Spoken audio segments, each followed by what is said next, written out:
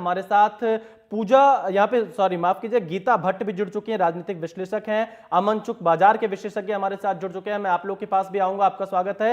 लेकिन सबसे पहले मैं जगजीत भट्टाचार्य जो कि हमारे साथ जुड़े हुए हैं, centre for domestic economic policy research से हैं।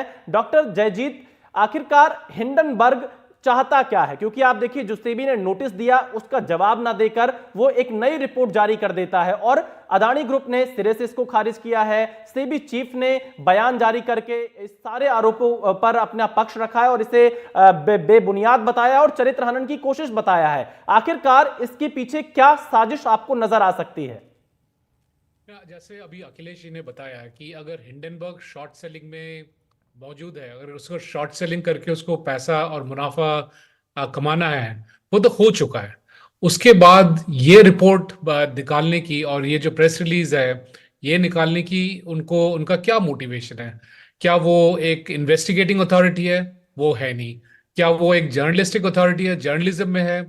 वो है नहीं। तो किस कारण ये उन्होंने ये रिपोर्ट निकाला हुआ है? क्या वो इंडियंस के हित के लिए ये रिपोर्ट निकाला है कि ये इन्वेस्टिगेशन हो जाए सो मोटो, तो शायद इंडियंस को बेनिफिट हो? ये तो उनका मकसद है ही नहीं। तो किस मकसद ये पड़े हुए हैं कि ये रिपोर्ट वो निकालेंगे और ऐसा बेबुनियाद चीजें सामने डालेंगे जिससे ना सिर्फ अदानी को इम्पैक्ट होता है, अदानी ग्रुप को जो एक बड़ा एंटरप्राइज है इंडियन इकोनॉमी के लिए, बल्कि अब तो सेबी पे वो निशाना तान रहे हैं ताकि हमारा स्टॉक मार्केट पे भी इम्पैक्ट हो।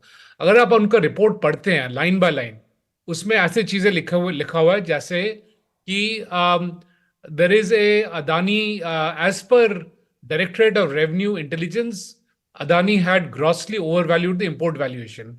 मैं अंग्रेजी में बोल रहा हूँ क्योंकि उन्होंने अंग्रेजी में ही लिखा हुआ है। और ये जो वो रिपोर्ट कोट कर रहे हैं डीआरआई का, जिसमें कह रहे हैं कि अदानी ने ग्रॉसली इंपोर्ट ओवर वैल्यू करके फिर उन्होंने पैसा बनाया हुआ है और 2024 की बात कर रहे हैं, ये रिपोर्ट 2014 की है। और ये डीआरआई का कोई फाइनल रिपोर्ट नहीं है, ये सिर्फ शो कॉज नोटिस है। ऐसे हजारों शो कॉज नोटिस डीआरआई का काम है ये निकालना, इस पे इन्वेस्टिगेट करना। ये जो हिंडनबर्ग का जो रिपोर्ट है उसमें इस कोई जिक्र नहीं है कि इन्वेस्टिगेशन के बाद डीआरआई ने क्या बोला है। इसको येलो जर्नलिज्म बोलते हैं कि आधी चीजें बताते हैं। ये उन्होंने कभी नहीं बताया कि ये 2014 की रिपोर्ट है। अगर मैं उसमें और आगे देखूं, उसमें लिखा हुआ है कि एक नॉन प्रॉफिट प्रोजेक्ट है अदानी वॉच बोल के, जिन्होंने दिसंबर 2023 को फलाना ठिकाना बोला हुआ है। अब ये अदानी वॉच किसका है? किसने बनाया हुआ है? नॉन प्रॉफिट बोल दिया क्या? तो क्या ये लोग के हित के लिए है? इसके लिए कौन इन्वेस्ट कर रहा है? इसका ओनर्स कौन है? किसने बनाया है? क्यों बनाया है? इसका तो कोई जवाब है नहीं इसमें रिपोर्ट में। और इसमें अनशन एलिगेशंस, उसमें बेबुनियाद एलिगेशंस दिया हुआ है। अगर मैं और जाता हूं उसमें इसमें डिटेल में, जैसे उन्होंने लिखा हुआ है, मैं अंग्रेजी में पढ़ता हूं क्योंकि ऐसे ही लिखा हुआ है कि she personally, she as in the SEBI chief Madhabi Buch personally wrote to India Infoline to use her private Gmail doing business through her husband's name। उसमें उन्होंने मेल भी लिखा हुआ है। अगर कोई मेल वो पढ़ ले, उसमें दिखता है कि वो हस्बैंड के थ्रू काम नहीं कर रहा है, वो ऑन बिहाफ ऑफ हस्बैंड उसने एक मेल लिखा हुआ है कि मेरे हस्बैंड चाहता है कि ये फंड्स बेचा जाए। और जिस फंड्स के बारे में वो बोल रहे हैं कि इसी फंड्स के थ्रू अदानी का पूरा ग्रुप फंड हुआ था, उसमें तो उनका सिर्फ 80 लाख का इन्वेस्टमेंट था। तो क्या 80 लाख से करोड़ों, हजार हजार हजार करोड़ का जो इन्वेस्टमेंट है अदानी का, वो फंड हुआ है? क्या उसमें माधवी बुच का कोई मुनाफा हुआ है? अब जो रिपोर्ट इन्होंने दिया हुआ है, जो हिंडनबर्ग में दिया हुआ है, उसी रिपोर्ट में लिख के आ रहा है कि 0.2% का लॉस हुआ है। वो 0.2% लॉस में उसको बेचा हुआ है उन्होंने जो भी इन्वेस्टमेंट किया था। उसमें आगे आगे और लिख रहे हैं कि अगर माधवी बुच को इन्वेस्ट ही करना था तो वो अपने इंडिया में जो म्यूचुअल फंड्स है जहां पे उनकी अपनी चलती है एज ए सेबी चेयरपर्सन, तो उन्होंने ये जो इंडियन म्यूचुअल फंड्स है वहां पे क्यों नहीं इन्वेस्ट किया, बाहर के म्यूचुअल फंड में क्यों इन्वेस्ट किया? अगर वो इंडियन म्यूचुअल फंड में इन्वेस्ट करती है तब प्रश्न ये होता कि जिसकी रेख देख वो कर रही है उसी में कैसे उसने इन्वेस्ट कर दिया? ये तो कॉन्फ्लिक्ट ऑफ इंटरेस्ट है। कुछ भी करे तो उसको वो फंसाने वाली बात हो गई। जैसे आपके बाकी लोगों ने अभी जो पैनलिस्ट है बताया कि ये तो सारे बेबुनियाद है। जो भाषा लिखा हुआ है ये लोगों को बहकाने वाली भाषा है। इसलिए मैंने दो चार चीजें रिपोर्ट से पढ़ के यहाँ पे आपके दर्शकों के लिए मैंने पढ़ दिया है।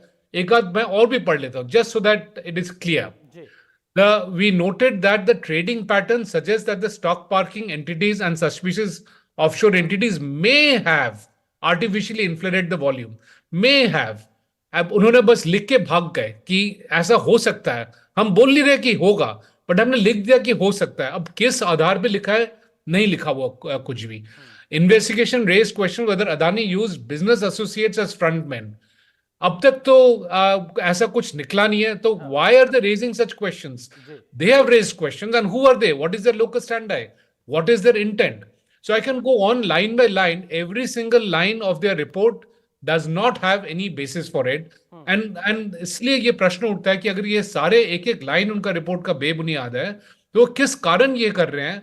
उसको वो इन्वेस्ट इतने पैसे क्यों डाल रहे हैं ऐसे रिपोर्ट्स निकालने के लिए, और उनको कौन कौन उनको ये इन्वेस्टमेंट दे रहा है? जी देखिए, जयजीत जी ने बहुत बड़ा कमेंट किया है कि ये पीत पत्रकारिता का उदाहरण है जो यहां पर हिंडनबर्ग की तरफ से किया जा रहा है। हमारे साथ गीता भट्ट राजनीतिक विश्लेषक भी जुड़ी हुई हैं।